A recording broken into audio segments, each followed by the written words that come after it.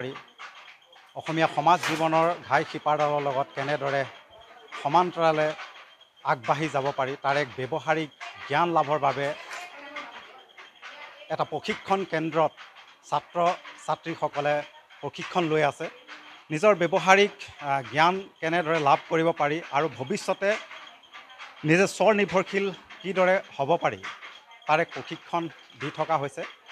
এদল কলেজৰ ছাত্ৰ ছাত্ৰী এনেদৰে আহি এটা প্ৰশিক্ষণ কেন্দ্ৰত উপস্থিত হৈছে আৰু শিক্ষা গ্ৰহণ কৰি আছে, তাঁতশালৰ শিক্ষা গ্ৰহণ কৰি আছে, যি অসমীয়া সমাজ জীৱনৰ লগত জড়িত। তাঁতশাল সমাজৰ প্ৰতীক বা অসমীয়াৰ জাতীয়ৰ প্ৰতীক, যে অসমীয়াৰ যুৱতী মহিলাৰ চিনাকিৰ প্ৰতীক, আৰু সেই সম্পদৰ লগত কেনেদৰে সম্পৃক্ত হ'ব পাৰি এদল ছাত্ৰী আহি এনেদৰে তাঁতশালত আহি প্ৰশিক্ষণ লৈ আছে। আমি কিছু কথা পাতিব বিচাৰিম আৰু আমি ছাত্ৰীসকল আছে এনেদৰে শিক্ষা লৈ আছে আৰু আমি আহিছোঁ। ভণ্টি, তোমাৰ ওচৰলৈ আহিছোঁ।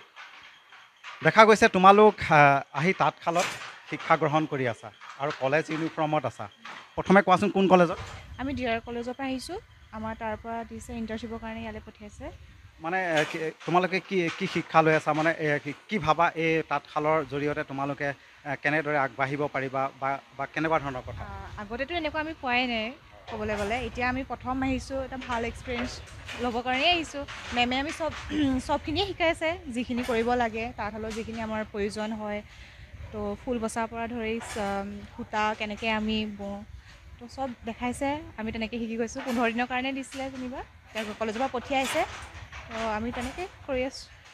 কলেজে তোমালোকক এইটো ব্যৱহাৰিক জ্ঞান লাভৰ কাৰণে পঠাইছে আৰু যিটো কলেজে তোমালোকক এক্সট্ৰা মাৰ্ক দিব, হয়নে? এক্সট্ৰা মাৰ্ক দিব, হয়। আৰু ইয়াত কি কি শিক্ষা দিয়া হৈছে তোমালোকক, মানে কেনেকুৱা ধৰণৰ বস্ত্ৰ তৈয়াৰ কৰা প্ৰশিক্ষণ দিয়া হৈছে? প্ৰশিক্ষণ মানে ইয়াত গামোচা কেনেকৈ আমি বওঁ, তাৰ লগতে আমি মুগা কাপোৰ কেনেকৈ বওঁ, তাৰ লগতে আকৌ এৰী পাতৰ কেনেকৈ কাপোৰ আমাৰ তৈয়াৰ হয়, তেনেকুৱা আমাক দেখাই আছে মেমে। ফুল কেনেকৈ বাচিব লাগে তেনেকৈ। ধন্যবাদ। আৰু আছে, আৰু আমি দেখি আছোঁ এয়া হ'ল ছাত্ৰীসকলে কেনেদৰে সূতাৰ লগত ব্যস্ত হৈ আছে। তোমাৰ ওচৰলৈ আহিছোঁ। কোৱাচোন কেতিয়াৰ পৰা শিক্ষা লৈ আছা? ইয়াত আমাৰ 15 দিন হ'ব আৰু হোৱা নাই। আমি 1 জুলাইৰ পৰা আহিছোঁ। কলেজৰ ইণ্টাৰ্ণশ্বিপ দিছে, আমি ইয়াত পৰিছোঁ। চবৰে বেলেগ বেলেগ, আমি ইয়াত পৰিছোঁ, হেমাহেণ্ডলুমত পৰিছোঁ। মানে তুমি এতিয়া কি শিকি আছা? এতিয়া এইটো নটাৰ মানে সূতাটো লৈছে, এইটো নটাত সূতা লৈছে। তোমালোকক এইবিলাক শিক্ষা, তোমালোক ব্যৱহাৰিক জ্ঞানটো কলেজৰ পৰা পঠাইছে আৰু ভৱিষ্যতে তোমালোকে নিজৰ যিটো অসমীয়াৰ আমাৰ গামোচা, চাদৰ, মেখেলা নিজৰ কাৰণে যিটো ব্যৱহাৰ কৰা হয়, সেই বস্তুটো তোমালোকে ভাবানে নিজে তৈয়াৰ কৰি ল'ব পাৰিম বা কৰি ল'বলৈ ইচ্ছা আছেনে? ইচ্ছা আছে। আমি বহুত কথা আগতে জনা নাছিলোঁ, আগতে তাঁতশালৰ বিষয়ে নাজানো আৰু ঘৰতো তেনেকুৱা সুবিধা নাছিলে। ইয়ালৈ অহাৰ পৰা আমি এতিয়া জানিব পাৰিছোঁ, বহুত কথা শিকিছোঁ। এতিয়া ইয়াত গামোচা, তাৰপিছত পাটৰ কাপোৰ, মুগা, টচৰ, তেনেকুৱা বিভিন্ন মানে কাপোৰ তৈয়াৰ কৰা হয়। ভৱিষ্যতে আৰু এনেকৈ স্বাৱলম্বী হ'বলৈ মহিলাসকলৰ মানে সুবিধা হয়। ধন্যবাদ। আৰু আছে, আমি কথা পাতিম আৰু অলপ দুগৰাকীমানৰ লগত আমি কথা পাতি লওঁ। দেখি আছে, আপোনালোকক দেখুৱাইছোঁ যে ছাত্ৰীসকলে আহি কেনেধৰণে আহি তাঁতশালৰ শিক্ষা গ্ৰহণ কৰি আছে। যঁতৰত কেনেকৈ মহুৰাত সূতা ল'ব লাগে, এইটো এটা শিক্ষা দি থকা হৈছে। এটা ভাল খবৰ আৰু প্ৰথম নৱপ্ৰজন্মৰ কাৰণে এটা সুন্দৰ বাৰ্তা যে অকল শিক্ষাগত অৰ্হতাই নহয়, যে ব্যৱহাৰিক জ্ঞানটো অতি প্ৰয়োজন। শিক্ষা লাভ কৰাৰ পাছত যে ব্যৱহাৰিক ক্ষেত্ৰখনত কেনেধৰণে আগবাঢ়ি যাব পাৰি, কেনেধৰণে নিজকে স্বনিৰ্ভৰশীল হ'ব পাৰি, তেনেকুৱা ধৰণৰ এটা শিক্ষা প্ৰদান কৰা হৈছে। আৰু কলেজসমূহে, শিক্ষা বিভাগে এইটো এটা গুৰুত্বপূৰ্ণ ভূমিকা গ্ৰহণ কৰিছে। আৰু এনেদৰে আমি ছাত্ৰীসকলক দেখিছোঁ খুব সুন্দৰভাৱে ব্যস্ত হৈ আছে।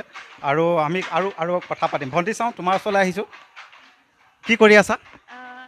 এয়া বাছ সূতাবোৰ ঠিক কৰি আছোঁ, খেলি মেলি হৈ গৈছিলে যিবোৰ কেনেকুৱা লাগিছে শিক্ষা গ্ৰহণ কৰি? কেনেকুৱা লাগিছে এগৰাকী অসমীয়া ছোৱালী হিচাপে যে গামোচা, চাদৰ, মেখেলা অতি প্ৰয়োজন এগৰাকী যুৱতীক, আৰু এই শিক্ষাটো তোমালোকে লৈ আছা? খুব ভাল লাগিছে। আমি আগতেতো এইবোৰ বিষয়ে অলপো জনা নাছিলোঁ, এতিয়া আহি জানিব পাৰিলোঁ। নিজেই তাঁততো বহিলোঁ, যঁতৰৰ সূতা পকোৱা, সেইখিনি সকলো জানিব পাৰি খুব ভাল লাগিছে। এইবোৰ যাতে আমাৰ বস্তু আৰু আমি জনা নাছিলোঁ, সেইটো আমাৰ বাবে দুৰ্ভাগ্যৰ কথা আছিলে। আৰু এতিয়া আমি সুযোগটো পাইছোঁ, ভাল লাগিছে ল'ব পাৰি। ইয়াৰ সুযোগটো গ্ৰহণ কৰি অলপ শিকিব পাৰিছোঁ ইয়াৰ বিষয়ে। ভৱিষ্যতে আমাৰ কাৰণেও ভাল হ'ব। আমাৰ উঠি অহা প্ৰজন্মটোৱে এই শিক্ষাই আচলতে বহুতো লাভ দিব আমাৰ অসমীয়া সমাজখনৰ কাৰণে। আমাৰ যিটো বস্তু আমিয়ে জনা নাছিলোঁ, এতিয়া জানিব পাৰি খুব ভাল লাগিছে আমাৰ। ধন্যবাদ, খুব সুন্দৰ কথা আৰু সুন্দৰভাৱে দেখাইছে। এজন যুৱকো দেখিছোঁ আৰু তোমাকো দেখিছোঁ, তুমিও তাঁতশালৰ লগত আহি শিক্ষা গ্ৰহণ কৰিবলৈ আহিছা। কোৱাচোন। হয়, বৰ্তমান সময়ত দেখা গৈছে যে আমাৰ অসমীয়া সমাজৰ যি তাঁতশাল আছে সেই তাঁতশালৰ প্ৰচাৰ প্ৰসাৰ বহুত কম হৈ গৈছে এতিয়া বৰ্তমান সময়ত। বহিৰাগতে বহুত প্ৰভাৱ পেলাইছে এই ক্ষেত্ৰত। আমি অসমীয়া নৱপ্ৰজন্মই প্ৰচাৰ প্ৰসাৰৰ কাৰণে ওলাই আহিব লাগে। এইকাৰণে আমি 15 দিনীয়া ইণ্টাৰ্ণশ্বিপৰ জৰিয়তে তাঁতশালৰ বিষয়ে জানিব পাৰিছোঁ। তাত বহুতখিনি উপকৃত হৈছোঁ। ধন্যবাদ। ইয়াত এগৰাকী প্ৰশিক্ষক আছে, তেখেতে গোটেই ব্যৱস্থাটো চাই আছে আৰু প্ৰশিক্ষণ দি আছে আৰু তেখেতৰ নিজাৰ এইটো হ'ল প্ৰশিক্ষণ কেন্দ্ৰ আৰু নিজাববীয়া এখন ব্যৱস্থা আছে। খুব সুন্দৰভাৱে ছাত্ৰীসকলক প্ৰশিক্ষণ দি আছে। বাইদেউ আপোনাৰ ওচৰলৈ আহিছোঁ, কেনেধৰণে প্ৰশিক্ষণ দিয়া হৈছে আপুনি কওকচোন অকণমান। প্ৰথমতে মই আপোনালোকক ধন্যবাদ জ্ঞাপন কৰিছোঁ, কাৰণ আমাৰ এই যি ইয়াত প্ৰশিক্ষণ চলি আছে বা মহাবিদ্যালয়বিলাকৰ যি পদক্ষেপ, সেই পদক্ষেপৰ প্ৰতি আপোনালোকে সঁহাৰি জনাইছে আৰু আজি আপোনালোক ইয়াত উপস্থিত হৈছে, তাৰ বাবে আপোনালোকক ধন্যবাদ জ্ঞাপন কৰিছোঁ। মহাবিদ্যালয়বিলাকলৈ বিশেষভাৱে তেওঁলোকে জনোৱা মতে এই গৰম বন্ধৰ মাহটোত ইণ্টাৰ্ণশ্বিপৰ এমহীয়া এটা কোৰ্চ কৰিব লাগে আৰু সেইবাবে ল'ৰা ছোৱালীবিলাকক, ছাত্ৰ ছাত্ৰীসকলক বিভিন্ন উদ্যোগত কাম কৰিবলৈ শিকোৱাবলৈ পঠোৱাৰ লগতে আমাৰ হেমা হেণ্ডলুমলৈও 25জন ছাত্ৰ ছাত্ৰী দেৱৰাজ ৰয় মহাবিদ্যালয়ৰ পৰা আহিছে।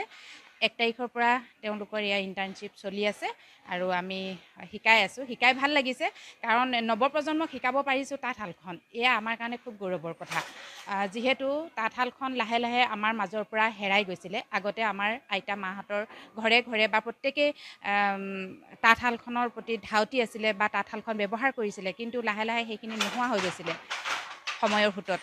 কিন্তু বৰ্তমান ছাত্ৰ ছাত্ৰীসকলক এনেদৰে আমি নৱপ্ৰজন্মক শিকাবলৈ পাই পেলাই গৌৰৱবোধ কৰিছোঁ আৰু তেওঁলোকো খুব আগ্ৰহেৰে কামবিলাক শিকিছে। ধন্যবাদ। এয়া হ'ল এটা প্ৰশিক্ষণ কেন্দ্ৰত আমি আপোনালোকক দেখুৱালোঁ যে ছাত্ৰ ছাত্ৰীসকলক কেনেধৰণে ব্যৱহাৰিক জ্ঞান ক্ষেত্ৰত প্ৰয়োগ কৰিছে বিদ্যালয়সমূহে, মহাবিদ্যালয়সমূহে। এইটো এটা গুৰুত্বপূৰ্ণ বিষয় আৰু খুব সুন্দৰ ব্যৱস্থা গ্ৰহণ কৰিছে যে ছাত্ৰ ছাত্ৰীসকলক ভৱিষ্যতে স্বনিৰ্ভৰশীল হ'ব পৰাকৈ গঢ়ি তোলাৰ এক প্ৰয়াস কৰা আমি দেখা পাইছোঁ।